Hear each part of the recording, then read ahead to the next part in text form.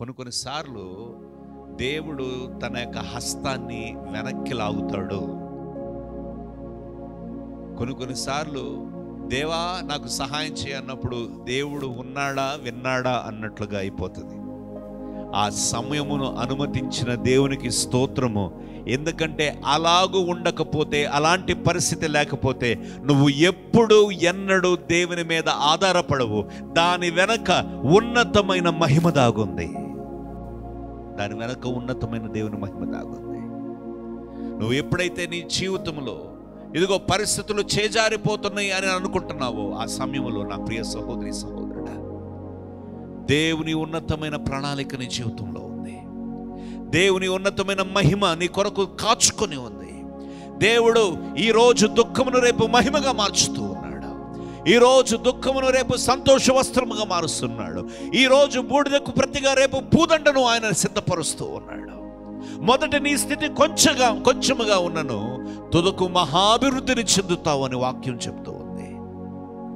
నా ప్రియ సహోదరి సహోదరుడా, ఈరోజు దేవుడు నీతో నాతో మాట్లాడుతూ ఉన్నాడు.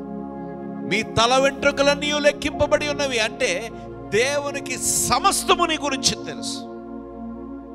నీ యొక్క శక్తి తెలుసు, నీ యొక్క బలహీనతలు తెలుసు, నీ యొక్క సమృద్ధి తెలుసు, నీ లోటుపాట్లు తెలుసు, నీ యొక్క నైజము తెలుసు, నీ ప్రవర్తన తెలుసు, నీ యొక్క స్థితిగతులు అన్నీ ప్రభువుకు తెలుసు. అందుకే దేవుడు అంటున్నాడు, మీ తల వెంట్రుకలన్నీ లెక్కింపబడి ఉన్నవి. అంటే ప్రభు నా తల వెంట్రుకలను లెక్కించిన, ఇప్పుడు తల దూవుకొని తల వెంట్రుకలు ఊడిపోతే ప్రభు మైనస్ చేశాడా అనుకోవద్దు.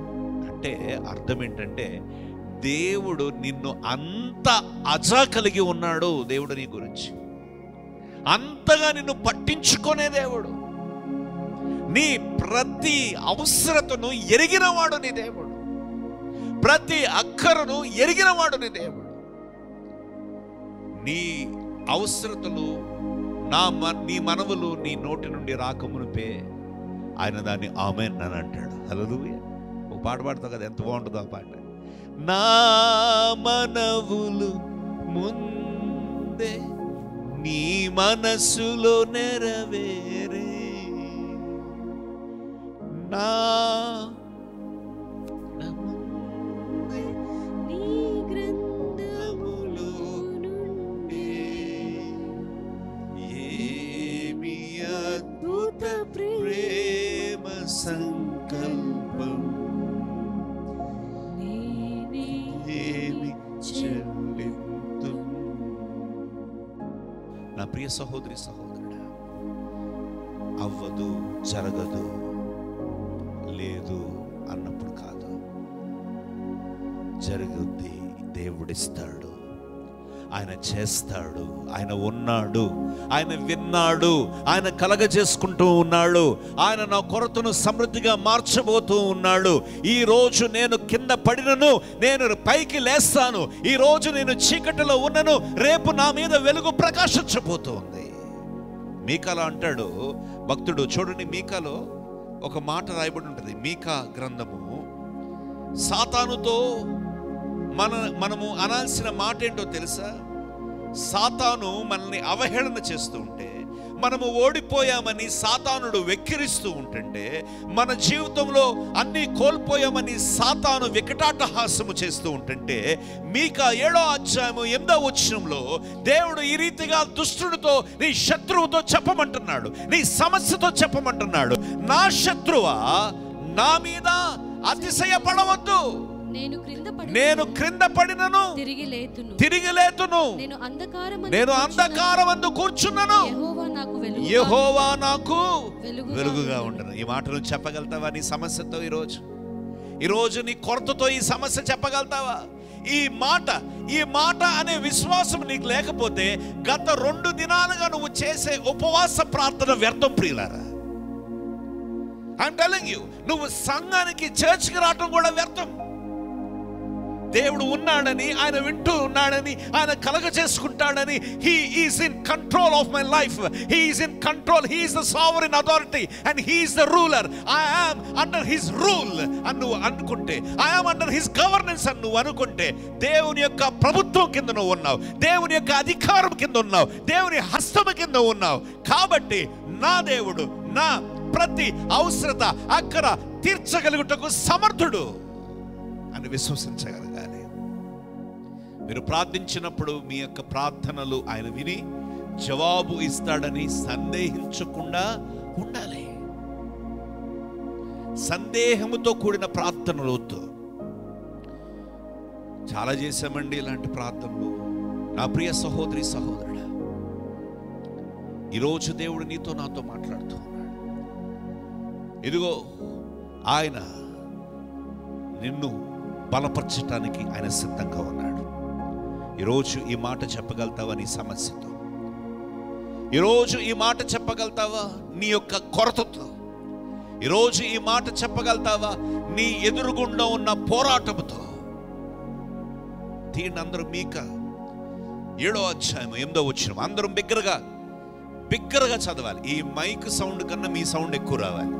ఎందుకంటే మీరు పెట్టే కేక శత్రువుని యొక్క చెవిలో గింగురులాడాలి. అర్థమవుతుందా? విత్ కాన్ఫిడెన్స్, విత్ ఫెయిత్ ఈ మాట మీరు చెప్పాలి. కమాన్, అందరూ బిగ్గరగా చదవండి. మీకా 7వ అధ్యాయం 8వ వచనం. నా శత్రువా నా మీద అతిశయపడవద్దు, నేను క్రింద పడినను తిరగలేదు, నేను అంధకారమందు కూర్చున్నను, యెహోవా నాకు వెలుగుగా నుండును. ఆమేన్. హల్లెలూయా. నీ అప్పు అయి ఉండొచ్చు, నీ బాధ అయి ఉండొచ్చు, నీ కొరత అయి ఉండొచ్చు, నీ ఓటమై ఉండొచ్చు. అది ఏదేమైనప్పటికీ నా శత్రువా, ఈరోజు నేను పడి ఉన్నాను, కానీ నా మీద పడి ఉన్న నాచు వైపు చూసి నువ్వు అతిశయపడొద్దు. నేను క్రింద పడినను, ఈరోజు నేను క్రింద పడినను, రేపు ఏం చేస్తానంట? నేను తిరిగి లేతును. హల్లెలూయా. 91వ కీర్తన. నా పక్కన ఎంతమంది? 1000 మంది పడినను, నా కుడి పక్క 10,000 మంది కూలినను, అపాయము నా యొద్దకు రాదు. ఇవన్నీ మనకు తెలుసు, కానీ పడిపోయినప్పుడు ఏడుస్తూ ఉంటాం, కృంగిపోతూ ఉంటాం. ఈరోజు నేను పడ్డాను, నా శత్రువా, నా కాలు జారింది, అయితేనేమి నన్ను నా ప్రభువు మరవలేదు. ఈరోజు నేను ఓడిపోయానేమో, నా శత్రువా నన్ను చూసి అతిశయపడద్దు. ఈరోజు నాకు లేముందేమో, కానీ రేపు ఖచ్చితంగా నా దేవుడు సమృద్ధినిస్తాడు. I have hope in my God. యెర్మీయా 29:11 ఏమంటున్నాడు? మీకు రాబో దినములలో నిరీక్షణ కలుగునట్లు ఏంటంట? మీ ఎడల నాకున్న ఉద్దేశములు సమాధానకరమైనవే కానీ హానికరమైనవి కావు. ఎందుకు? రేపు నీకు నిరీక్షణ కలుగునట్లు. ఈరోజు నీకు నిరీక్షణ లేదేమో, కానీ రేపటి గురించి నిరీక్షణ ఉంది. పడుకునేటప్పుడు తెల్లారా లేస్తామని నిరీక్షణ ఉంది కదా మనకి. హల్లెలూయా. అర్థం కాలేదా? అలారం పెట్టుకున్నావు, ఉదయాన్నే అలారం మనం వింటాము, బతుకుంటామనే కాన్ఫిడెన్స్తోనే కదా అలారం పెట్టుకున్నావు. అర్థమవుతుందా? While you are going to sleep, alarm పెట్టుకున్నప్పుడు ఆ అలారం శబ్దము వినే జీవము నీలో ఉంటుందని అలారం పెట్టుకున్నావు. విశ్వాసంతో నువ్వు ఆ సౌండ్కి విని లేచి నీ దైనందిన జీవితంలో నీ పనులు చేసుకుంటానికి నువ్వు సిద్ధపాటు కలిగి, నిరీక్షణ కలిగి అలారాన్ని పెట్టుకున్నావు. ఎవరిన ఫోన్ చేసి, అమ్మ ఈ పని వర్క్ అయిందా అని అంటే, రేపు ఖచ్చితంగా ఇచ్చేస్తానండి. రేపు నువ్వు ఉంటావా? ఎందుకు ఆ మాట అనగలుగుతున్నావో తెలుసా? రేపు నేను ఉంటాను, ఉండి తీరతాను. నా దేవుడు ఈరోజు నన్ను సంరక్షించిన దేవుడు రేపును నాతో ఉంటాడు, నాతో సదాకాలం నిలుస్తాడు అని విశ్వసించడం. Faith drives us. విశ్వాసము మనల్ని ప్రతిరోజు పురుకొల్పుతుంది.